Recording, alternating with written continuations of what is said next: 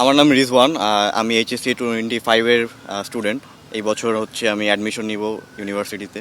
আমি যেটার উপরে বসে আছি এটাকে হচ্ছে গো কার্ট বলে। গাড়ি, রিক্সা, বাইক এগুলো যেরকম একটা সেগমেন্ট, গো কার্ট হচ্ছে আলাদা একটা আরেকটা সেগমেন্ট। তো এই সেগমেন্টটা আমি বানাইছি কারণ এই জিনিসটা বিদেশে খুবই কমন, বাংলাদেশে না হয় এটা প্রথমবার হইলো, কিন্তু বিদেশে এই জিনিসটা অনেকেই ট্রাই করে, অনেকেই অনেকভাবে বানানো হয়ে গেছে। আর এটা বানানোর মূল কারণ হইতেছে এটা বানানো সহজ ছিল আর এটা বাজেট ফ্রেন্ডলি ছিল। এর আগে আমি ছোটোখাটো রোবট বানাইছি, সায়েন্স ফেয়ারে অ্যাওয়ার্ড আছে। আরও টুকিটাকি জিনিস করা হয়েছে, তারপরে বেশ কিছু ড্রোনও বানানো হয়েছে। ড্রোন বানায় অ্যাক্সিডেন্ট করে সেই ড্রোন ভাঙাও হয়েছে। তো এইটার বানানোর মেন রিজন হচ্ছে আমার একটা বাইক আছে, এখন আমার একটা গাড়ি না হইলে তো হয় না। গাড়ি কেনার যেহেতু টাকা নাই সেহেতু একটা গাড়ি বানানো যায়। গাড়ি যেহেতু বানাইতে গেলাম তখন দেখলাম 4-5 লাখ টাকা ওইখানেও লাগ, তো গাড়ি না বানায় একটা গোকার্ট বানাই। এখানে আপনার সবচেয়ে দামি যে জিনিসগুলো সেগুলো হচ্ছে এই টিউবলেস টায়ারগুলো, ট্র্যাক টায়ার, এগুলো গোকার্টের জন্যই বানানো হয়েছে। আর এখানে আহামরি তেমন কিছু রকেট সায়েন্স নাই, খুবই সিম্পল।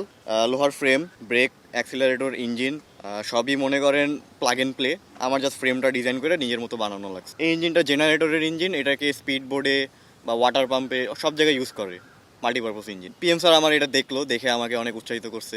আর যে কোনো হেল্পের জন্য তিনি পাশে দাঁড়াবে এটা উৎসাহিত করে গিয়েছে। আর দেখা যাক আগামীতে কোনো হেল্প লাগলে অবশ্যই জানাবো। এটা তো হচ্ছে রাস্তায়, যেহেতু এটার কোনো লিগ্যাল নাই, আপাতত এটাকে প্রোডাকশনে নিয়ে যাওয়ার কোনো উপায় নাই। তবে আমার ইচ্ছা আছে বাংলাদেশে একটা কালচার শুরু করার। জাপানে যেরকম এইগুলো গাড়ি ফরেনাররা রাস্তায় চালায়, জাপানে কিন্তু এটা স্টিল ইললিগাল, বাট জাপান সরকার এটাকে অ্যালাউ করে। তো আমিও চাই বাংলাদেশেও এটা শুরু হোক। জিনিসটা যে একেবারেই আনসেফ এমন না, একটা বাইকের চেয়ে এটা সেফ। আর সিট বেল্ট, হেলমেট আছে।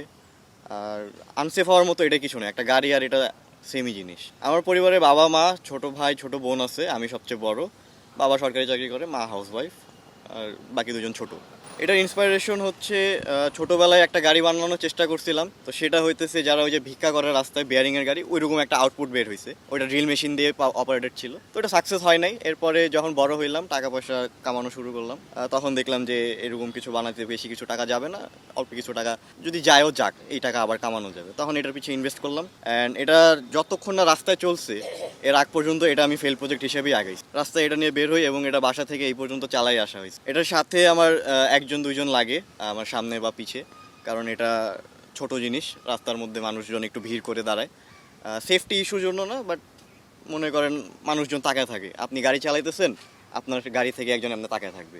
ভবিষ্যৎ পরিকল্পনা এগুলাকে প্রোডাকশনে নিতে চাওয়ার ইচ্ছা আছে, তবে এগুলা না, একটা প্রপার বাগি পাওয়া যায়, চলে বাগি, বড় বড় চাকার সাসপেনশন গাড়ি, এসিও আছে ওটার মধ্যে। আমি চাই সেগুলো রাস্তায় নামায় ওটা লিগালাইজ করার।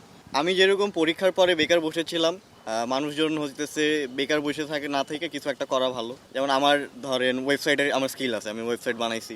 এই গ্যাপ যে ছুটির পরে যে টাইমটা, এই টাইমে আমি ওয়েবসাইট বানাইছি, চাকরি করছি, ইন্টার্নশিপ করছি, পাশাপাশি এটা বানাইছি।